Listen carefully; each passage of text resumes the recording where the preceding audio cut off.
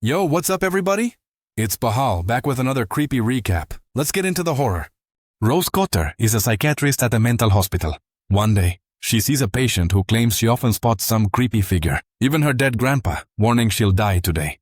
Rose tries to counsel her, but the woman breaks down saying she's a master's graduate, and even now, no one believes what she says. Suddenly she freaks out, convulses, and despite Rose's calls for help, she silently kills herself with a glass shard. That night, Rose feels haunted. Rose sees that same grim smile in the crowd, but no one else sees it.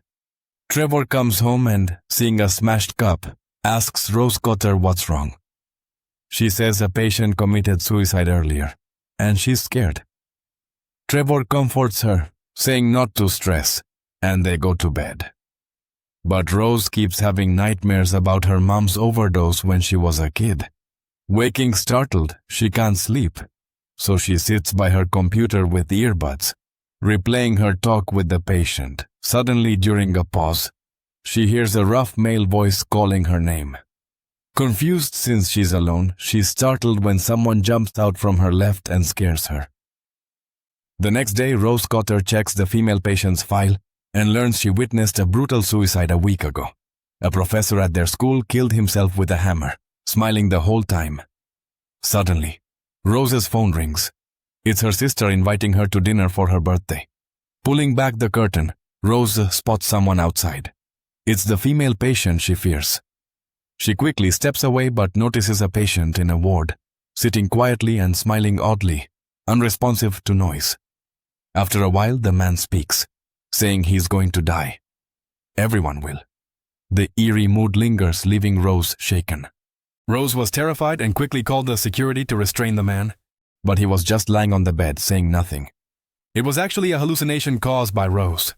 Soon, her boss called her over, saying this patient had come to their hospital many times before without ever showing aggression or strange behavior. Considering the trauma from yesterday, her boss told her to take a paid week off. Dame bought her nephew his favorite toy train. The next day, she brought the gift to her elder sister's house. From a mountain of presents, the nephew immediately grabbed a small yellow box, the toy train Rose bought. But when he opened the box, his expression froze instantly. Her sister hurriedly asked what was inside, and the boy pulled out a dead cat. Everyone was stunned. Rose was shocked too. It was supposed to be a toy train, but it turned out to be their own cat's corpse. The kids panicked and scattered everywhere. At that moment, Rose spotted a familiar smile in the crowd, but no one else seemed to see it. They just stared at her like she was crazy. The scene shifts, and Rose Cotter gets dropped off by her sister at work. Morgan thought something was wrong and rushed over. Trevor was anxious as well, but got stopped outside by the fiery sister, who unleashed a fierce scolding. Then, Trevor drove Rose Cotter home. Already fuming, Rose Cotter started telling Trevor she'd been seeing ghosts lately, always smiling at her. She even claimed Dr. Madeline Northcott was killed by one of those things. But Trevor wasn't buying it.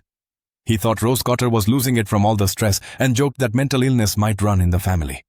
Furious, Trevor leaves and Rose feels alone.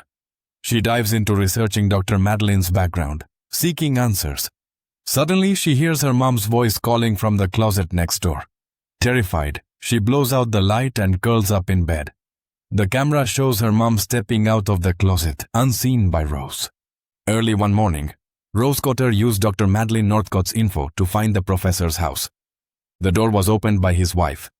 She said ever since a recent press conference, the professor started acting strange, always paranoid, screaming randomly, and drawing bizarre, unsettling pictures. Each one showed a person smiling. Then, she shared something really weird. At that same event, the professor witnessed a woman commit suicide right in front of him. She gouged out her own eyes. Shocked, Rose hesitated but told her, "Your husband isn't crazy. He's cursed by some kind of evil spirit, and what he saw, I can see it too." But his wife didn't believe her, and shouted at Rose like she was a bad reporter, kicking her out. Left with no choice, Rose shamelessly tracked down her ex, Jola detective. She asked for his help with the murder cases, confident they'd unravel soon. Joe liked Rose and worked fast, quickly discovering that the woman who died that day was named Angela. Strange coincidence. Angela had been questioned by the police over a suicide case. Joel played the footage. That night, Angela was at a gas station when some strange man stared at her for ages, Then he grabbed a big pair of scissors from a nearby car and stabbed himself in the chest, horrifically bloody, but never stopped smiling. Rose noticed the key detail. The man kept smiling while stabbing himself. This string of clues gave Rose chills. She begged Joel to call her if he found anything major. That night, Rose got a call. There had been tons of similar cases, 20 in total, 19 victims all linked. But one person survived. A Robert Talley, an accountant. It started when Robert's colleague killed himself in front of her. 4 days later, Robert killed an unknown woman, right in front of another witness. Since Robert survived, the curse passed on to the witness. Rose and Joel moved fast, finding Robert. Rose lied that a patient of hers witnessed a suicide 4 days ago and had been seeing strange things ever since. Robert got scared and held her head. Rose pressed for a cure. Robert looked at Joel and told them to leave the room. Then he said curses like this had appeared before, like years ago in Brazil, where a man escaped the curse by killing his neighbor and passing it to the neighbor's wife. Robert explained that to break the curse had to kill someone, with a witness present. The bloodier the scene, the better. Rose Cotter is at home looking through crime scene photos, desperate to find a way to stop the killings without hurting anyone. Suddenly, a psychologist Trevor had contacted appears, but she refuses to believe Rose's story. Amazingly, she's had the same experience as Dr. Madeline Northcott. The phone rings, and it's the psychologist calling back, saying she tried all morning to reach Rose. Terrified, Rose drops the phone, and the psychologist, grinning sinisterly, warns, "If you don't kill someone soon, I'll have to kill you."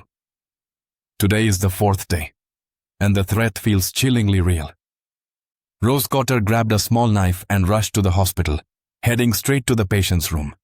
The patient was scared as soon as she entered. Morgan Desai noticed and asked why Rose was there, reminding her she was on leave. Without answering, Rose pulled out the knife and stabbed the patient's heart. Strangely, the patient grew happier with each stab, as if they were playing a strange game. Right then, Dr. Morgan suddenly lost it, ripping off his own face right in front of Rose Cotter. It turned out it was just a dream. Rose suddenly had an epiphany and quickly called Joel. Since this curse spreads from person to person, she figured if she hides where no one is, it won't spread. Rose decided to face this demon alone and destroy it. She drove to the small house where she lived as a kid with her mom. Back then she was only 10, and her mom had committed suicide in that very room. Rose pushed open the door and saw her younger self inside. Her mortally ill mother was there, calling her name, asking for help to make a rescue call.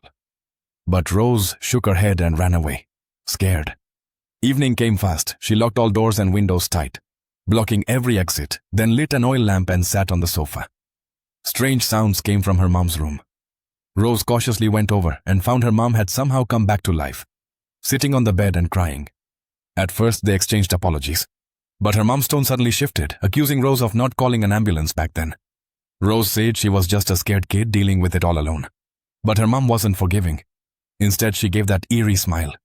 Rose immediately understood what it meant and slammed the door, trying to escape.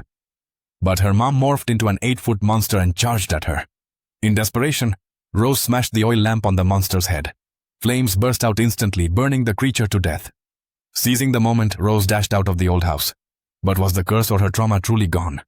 The scene shifts. Rose finds Joel at his home, thanking him for his help and saying she's terrified by everything she's been through. She asks Joel to stay with her more nights. Joel, catching on, agrees right away. Rose promises to always stay by his side. The light in the room quickly goes out, and Joel flashes that uncanny smile. Seeing this, Rose rushes for the door and bolts, only to realize she's still inside that old house.